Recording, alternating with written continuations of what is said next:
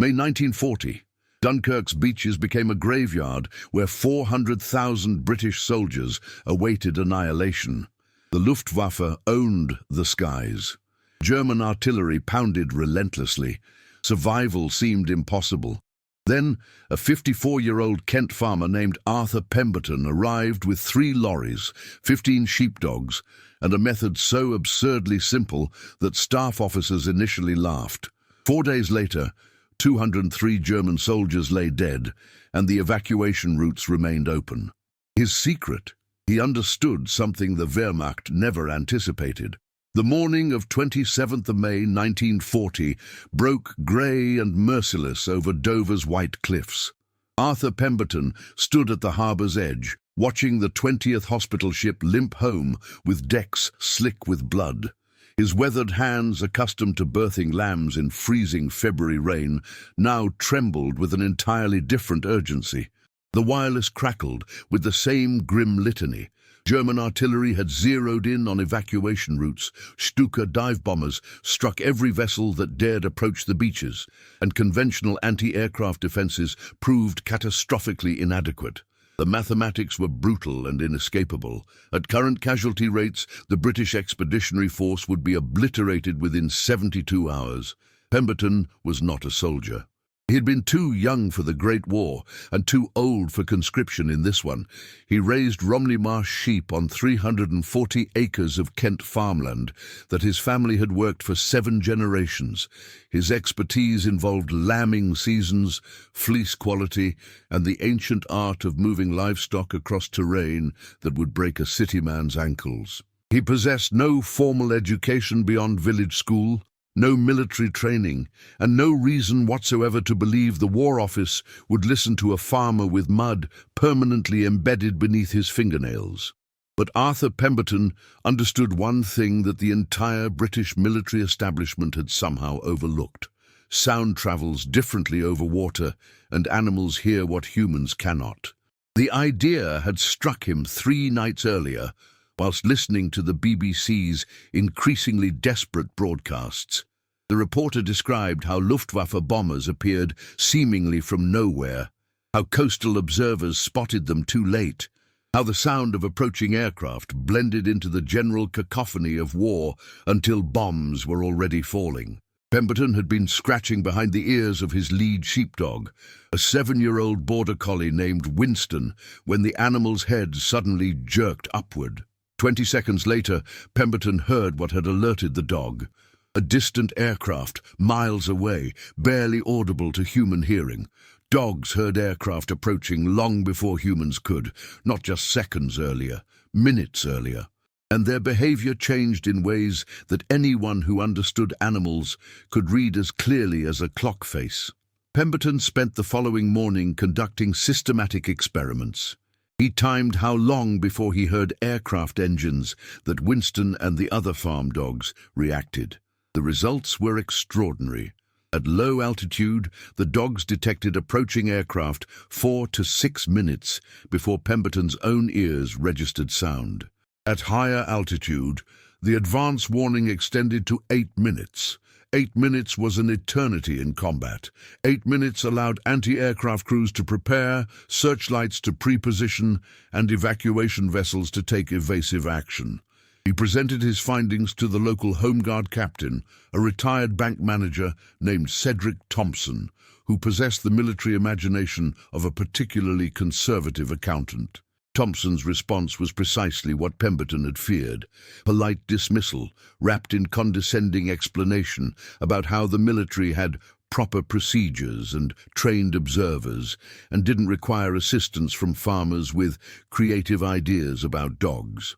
Undeterred, Pemberton drove to Dover, then Ramsgate, then Deal, presenting his theory to increasingly senior officers. Each response followed the same pattern: initial curiosity followed by skepticism, concluding with bureaucratic rejection. Regulations prohibited civilians from military installations. Protocols demanded that observation posts use standardized equipment. The very notion that sheepdogs could outperform trained human observers with binoculars and sound locators seemed to violate every principle of military professionalism. By 26th May, Pemberton had been rebuffed 17 times. Meanwhile, casualty reports from Dunkirk worsened exponentially. The Luftwaffe was systematically destroying the evacuation fleet. Hospital ships were particularly targeted, their red crosses meaning nothing to German bombers that struck in waves every 30 to 40 minutes. The pattern was murderously consistent. Aircraft appeared with minimal warning, bombs fell before anti-aircraft guns could engage, ships burned or sank, and hundreds of soldiers died who had already survived the retreat from Belgium. That evening, Pemberton made a decision that would have resulted in his arrest under ordinary circumstances. He loaded 15 of his best sheepdogs into 3 farm lorries, collected his 2 eldest sons and 4 farm hands, and drove through the night toward Dover. He possessed no authorization, no military credentials, and no plan beyond reaching someone sufficiently desperate to try anything. He found that someone at 4:37 a.m. on 27th of May, Commander James Halifax, a Royal Navy officer who had just watched his 3rd destroyer take bomb damage in as many hours. Halifax was 34 years old, hollow-eyed from sleeplessness, and had personally pulled 19 dead sailors from burning oil that morning. When Pemberton explained his theory about dogs providing advance warning of aircraft, Halifax's response was immediate and profoundly unbureaucratic. "Prove it works in the next 30 minutes, or bugger off and let me return to watching men die." The test was brutally simple. Halifax positioned Pemberton and 3 dogs at the harbour's western edge, whilst he remained at the command post with stopwatch and radio. The night sky was dark, overcast, and filled with the distant rumble of artillery from France. At 5:03 a.m., all 3 dogs simultaneously stiffened, their ears pricking forward, focused on the northern horizon. Pemberton immediately telephoned the command post. Halifax noted the time. 4 minutes and 18 seconds later, human observers spotted the aircraft, 3 Heinkel He-111 bombers, approaching at 8,000 feet. Anti-aircraft batteries, pre-warned by Pemberton's call, were already tracking the correct sector of sky. The engagement lasted 40 seconds. 2 bombers were damaged and forced to abort their attack. The 3rd dropped its payload harmlessly into the harbour's outer waters. Commander Halifax requisitioned Pemberton and his dogs under emergency defence regulations at 5:47 a.m. By nightfall of 27th May, 15 sheepdogs were distributed across Dover's coastal observation posts, each paired with a handler who understood animal behaviour. The results were immediate and extraordinary. Detection time for approaching aircraft improved by an average of 4 minutes and 37 seconds. Anti-aircraft batteries, given sufficient warning to properly track targets, dramatically increased their hit rate. Luftwaffe bombers that had previously struck with near impunity now faced concentrated fire the moment they entered engagement range. The Germans noticed the change immediately. Pilots reported unexpectedly heavy flak. Intelligence officers noted that British anti-aircraft defences seemed to possess foreknowledge of attack timing. But they never identified the source of this new capability because the explanation was simply too preposterous for military minds trained in technological sophistication. The secret weapon defending Dunkirk's evacuation routes was 15 Kent farm dogs, a shepherd who understood them, and a Royal Navy commander desperate enough to trust a farmer's instinct over military doctrine. The sun rose on 28th of May to reveal conditions that would have broken lesser men. Dover's harbour installations operated under perpetual bombardment, the crash of German artillery providing constant percussion to the evacuation's desperate rhythm. Pemberton's command post, a laughably grandiose term for what was essentially a commandeered fisherman's shed, stank of wet dog, cigarette smoke, and the particular tension that accumulates when ordinary men are tasked with preventing catastrophic death. The dogs worked in rotating shifts, 4 hours on observation duty, 8 hours rest. But rest was relative in a war zone. The constant bombardment terrified them. Bomb concussion sent the more sensitive animals into whimpering anxiety.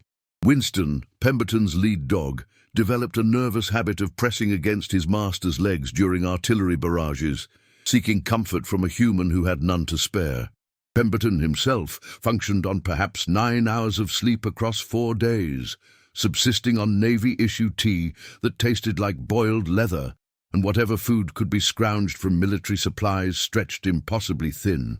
The operational challenges multiplied faster than solutions emerged. Dogs required fresh water, which was rationed.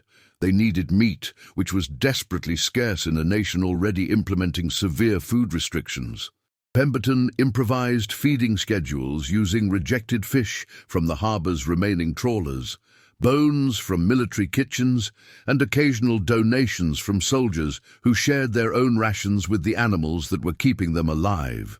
The handlers, Pemberton's sons Thomas and William, plus farmhands recruited from Kent's agricultural community, worked themselves to exhaustion whilst learning to interpret subtle canine signals under combat conditions. The German bombing intensified. Luftwaffe Command, frustrated by unexpectedly effective British defences, increased sortie frequency to every 15 to 20 minutes during daylight hours. The mathematics were grimly straightforward. Germany possessed numerical air superiority and intended to exploit it through sheer volume of attacks. British anti-aircraft ammunition stocks dwindled alarmingly. Gun barrels overheated from constant firing.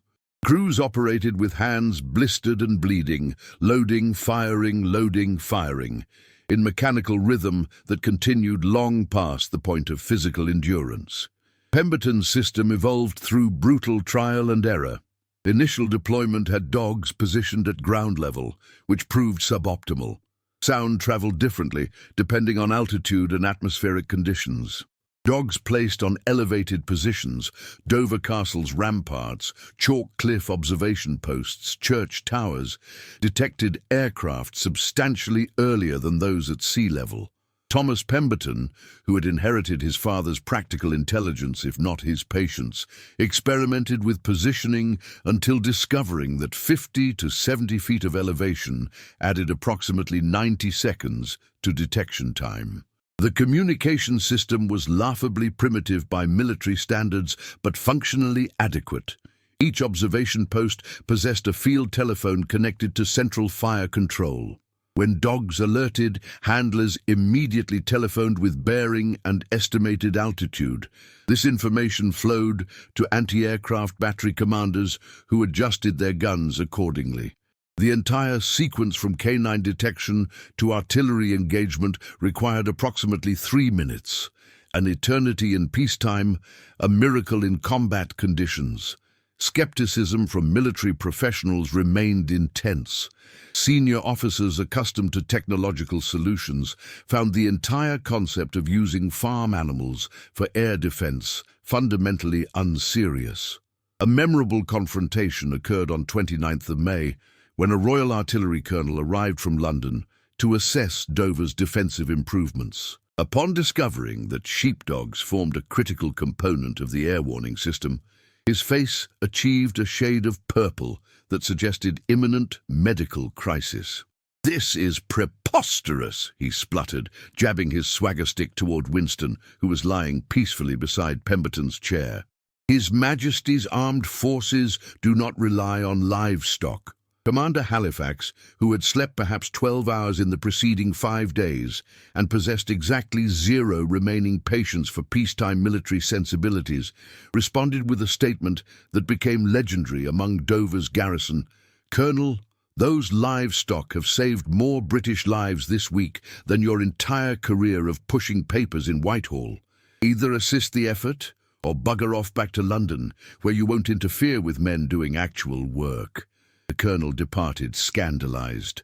The dogs continued saving lives, but the cost accumulated in ways beyond simple arithmetic. The constant stress was devastating the animals. Several younger dogs, unable to cope with perpetual bombardment, became psychologically unsuitable for observation duty. Pemberton made the agonizing decision to rotate them out. replacing them with older, calmer animals brought from farms across Kent. Local farmers, hearing through the agricultural community's informal network about what Pemberton was achieving, volunteered their own dogs. By 30th May, 23 dogs were rotating through observation duty, each carefully selected for temperament and hearing acuity. The human cost was equally severe. William Pemberton collapsed from exhaustion on the afternoon of 29th May, sleeping for 14 hours straight in a corner of the fisherman's shed, whilst his father continued operations. Thomas developed a hacking cough from constant exposure to harbour smoke and chemical fumes from burning ships. The other handlers showed similar deterioration. Bloodshot eyes, hands shaking from fatigue, that particular 1,000-yard stare that emerges when men have witnessed too much death too quickly. Yet the system worked with brutal effectiveness. German losses mounted. Luftwaffe intelligence reports described increasingly hazardous conditions over Dover and Dunkirk's approaches. British anti-aircraft defences that had previously been merely troublesome now inflicted consistent damage. Bomber crews that had grown accustomed to relatively unopposed attacks now faced concentrated fire that began tracking them kilometres before they reached release points. And throughout it all, 15 to 23 sheepdogs continued their strange vigil, heads tilted skyward, ears pricked, sensing death approaching on wings that human ears could not yet hear. Hauptmann Friedrich Wegener sat in the Luftwaffe intelligence briefing room outside Calais, studying casualty reports that made progressively less sense with each passing day. A career officer who had flown reconnaissance missions over Poland and France, he possessed the analytical mind that made him valuable in intelligence assessment rather than direct combat. The reports before him detailed a transformation in British defensive capabilities that violated every established pattern. From 24th-26th May, German bombers attacking Dover and Dunkirk approaches had achieved approximately 73% successful target engagement with aircraft losses of roughly 4%. Standard attrition rates for this theatre of operations. Acceptable losses for missions of strategic importance. The British possessed anti-aircraft defences, certainly, but nothing that substantially threatened German air superiority. Then, abruptly, everything changed. From 27th May onward, successful target engagement dropped to 31%. Aircraft losses increased to 16%.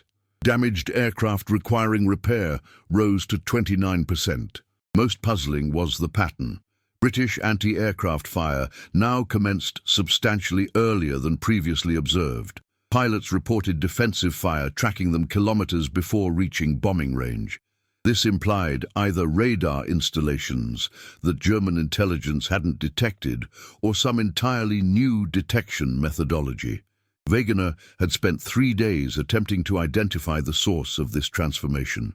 Reconnaissance flights photographed Dover's harbour installations repeatedly. No new radar installations appeared. No additional anti-aircraft batteries had been deployed. The British simply seemed to know when aircraft were approaching with impossible advance warning. Perhaps improved spotters, suggested Lieutenant Hartmann, a younger officer still possessing enthusiasm that combat hadn't yet extinguished. Spotters cannot hear aircraft 4 minutes before engagement range, Wegener replied, tapping the pilot reports. Multiple crews described this pattern. They're being tracked long before visual or auditory detection should be possible. New technology from America, offered Oberleutnant Schmidt. Wegener considered this. British-American cooperation was known. Perhaps the Americans had developed some advancement in acoustic detection equipment. It was the only explanation that aligned with observed facts. He drafted a report to that effect, recommending further investigation into potential Anglo-American technological developments in acoustic warfare. The report reached Luftwaffe High Command, where it was filed alongside hundreds of other intelligence assessments. No investigation followed because Germany's attention was focused on the imminent completion of France's conquest and planning for Operation Sea Lion, the invasion of Britain itself. Dover's improved defenses were noted as concerning but not strategically significant enough to warrant resource diversion from larger operational objectives. The truth that sheepdogs were responsible for German bomber losses never occurred to anyone because it was simply too absurd. German military doctrine emphasized technological sophistication, engineering excellence, and scientific methodology. The notion that Britain would employ farm animals in a critical defensive role contradicted every assumption about modern warfare. It was the sort of primitive improvisation one might expect from poorly equipped colonial forces, not from a major European power. This blind spot proved costly. On 30th May, Oberst Manfred Richter led a major bombing raid intended to overwhelm Dover's defenses through sheer volume. 18 Heinkel He 111 bombers escorted by 24 Bf 109 fighters. The attack was carefully planned to strike during shift changes when British defences would theoretically be least coordinated. Intelligence indicated this occurred approximately 14 hours based on observed patterns in previous days.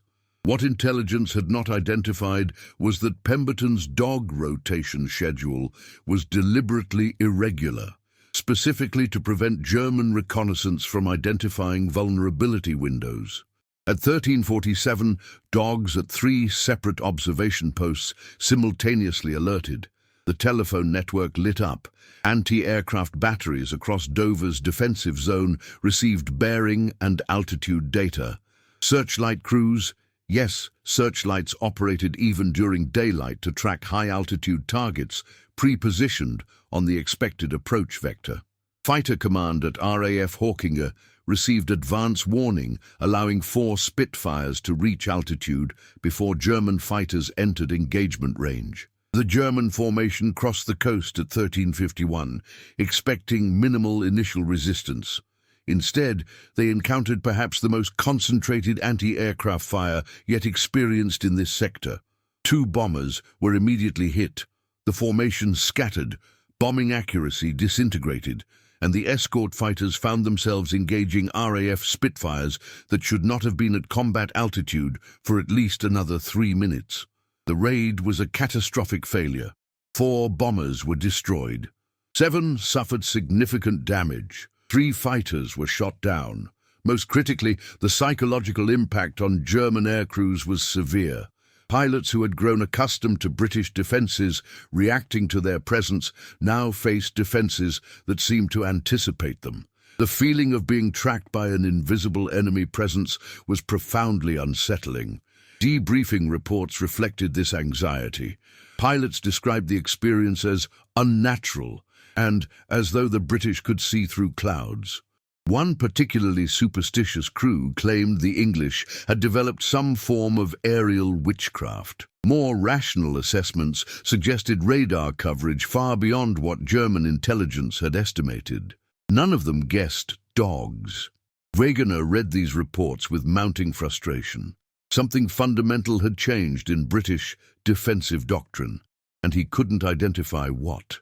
The technological explanation seemed increasingly inadequate. Radar couldn't track through heavy cloud cover with this precision. Acoustic detection equipment couldn't provide the advance warning pilots described. Yet the evidence was irrefutable. British defences possessed foreknowledge of German approach timing and vectors. He submitted a second report requesting permission to conduct specialized reconnaissance, focusing specifically on Dover's coastal observation posts. Perhaps close examination would reveal the detection methodology. The request was denied. Resources were allocated to operational priorities, not to investigating tactical curiosities at a subsidiary theater. And so the Germans continued attacking, continued taking losses they hadn't anticipated, continued struggling against an enemy capability they couldn't identify or counter. The invisible advantage that sheepdogs provided remained invisible precisely because it was too simple, too primitive, too fundamentally unsophisticated for military intelligence trained to seek technological solutions. Britain's secret weapon was a 54-year-old shepherd who understood that sometimes the most effective innovations are those that look backward rather than forward, that sometimes ancient methods of sensing danger prove more reliable than modern inventions, and that sometimes the best defense against technological superiority is organic simplicity that the enemy's doctrine cannot accommodate or comprehend. The evacuation of Dunkirk officially concluded on 4th of June 1940. Operation Dynamo had extracted 338,226 Allied soldiers from beaches where German forces had expected to capture or destroy the entire British expeditionary force. It was simultaneously a military disaster and a miraculous salvation. Defeat transformed into survival through desperate improvisation and extraordinary courage. Dover's harbour installations had survived despite relentless bombardment. The evacuation fleet, though severely mauled, had maintained operations throughout the crisis. And throughout those crucial 9 days, Arthur Pemberton's sheepdogs had provided the advance warning that kept anti-aircraft defences effective enough to prevent complete catastrophe. The final accounting was compiled in early June by Commander Halifax's staff. From 27th May through 4th June, Dover's defensive zone recorded 203 confirmed German aircraft casualties directly attributable to improved early warning. 76 aircraft destroyed, 127 damaged severely enough to require extended repair. Statistical analysis indicated that each additional minute of advance warning increased anti-aircraft effectiveness by approximately 18%. Pemberton's dogs had provided an average of 4.3 minutes advance warning compared to human observers alone. The mathematics translated directly into human lives. The reduced effectiveness of German bombing meant more evacuation vessels completed their missions, more hospital ships survived to deliver wounded to British hospitals, more soldiers reached England rather than dying on French beaches. Conservative estimates suggested Pemberton's system had directly contributed to saving between 8,000 and 12,000 lives during Operation Dynamo. Yet official recognition was impossible because the methodology was classified. Britain's intelligence services recognized immediately that German ignorance of the dog-based detection system represented a continuing advantage. If Germany learned that simple animal behavior provided early warning, countermeasures would be developed. Altered approach altitudes, different bombing patterns, or simply accepting that this primitive method worked and overwhelming it through volume. So Arthur Pemberton received no medal, no public commendation, no recognition beyond a quiet handshake from Commander Halifax and a letter of thanks from a vice admiral whose name was redacted from all subsequent documentation. The dogs returned to Romney Marsh, to their ordinary lives of herding sheep across ancient pastures. The handlers returned to their farms. The entire operation was classified under the Official Secrets Act, not to be discussed with anyone, ever. Pemberton himself struggled with this enforced silence. He was not a man who sought glory. 54 years of farming had instilled profound humility about humanity's place in nature's order. But watching young soldiers return home, knowing that some of them lived because Winston had heard engines that human ears missed, created a satisfaction deeper than public recognition could provide. He had done what he could with what he had, and it had mattered. The dogs' contribution extended beyond Dunkirk. The system was quietly implemented at other vulnerable coastal installations throughout 1940 and 1941. Dover maintained its K9 observation posts through the Battle of Britain, providing advance warning during the Luftwaffe's sustained bombing campaign. Similar installations appeared at Portsmouth, Southampton, and along the Thames estuary, always classified, always disguised within broader defensive operations, always effective. The psychological impact on German aircrews accumulated subtly. Pilots operating over England described an inexplicable unease, a sense of being watched by defenders who somehow always seemed prepared. This persistent anxiety contributed to stress accumulation that degraded Luftwaffe effectiveness throughout the Battle of Britain. The Reich's Air Force had begun 1940 confident in technological and numerical superiority. By late 1941, that confidence had eroded into cautious respect for British defences that seemed to possess capabilities German intelligence couldn't fully map. The truth emerged decades later, in the 1970s, when Official Secrets Act restrictions finally lapsed. Historians researching Operation Dynamo discovered references in declassified documents to something called the Pemberton Protocol, canine-assisted acoustic detection. Initial academic response was skeptical, suspecting documentation errors or intelligence misdirection. Then researchers located Arthur Pemberton's surviving son, Thomas, who at age 73 finally could discuss what his father had achieved. The revelation sparked substantial interest in military innovation studies. Here was perfect illustration of how doctrine can blind military establishments to effective solutions that don't fit established paradigms. How desperation enables innovation that peacetime bureaucracy would never approve. How sometimes the most sophisticated response to technological challenge is returning to pre-technological methods that industrial warfare had discarded as obsolete. Arthur Pemberton died in 1968, age 82, on the same Romney Marsh farm where he'd been born.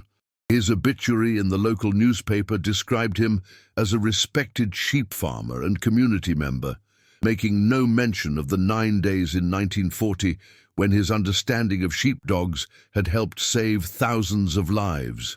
He never sought recognition, never discussed his wartime service beyond close family, never claimed credit for the contribution that statistical analysis suggested was genuinely significant. Winston, the lead dog whose alert on that first night had proven the system viable, lived to age 14, extraordinarily old for a working border collie.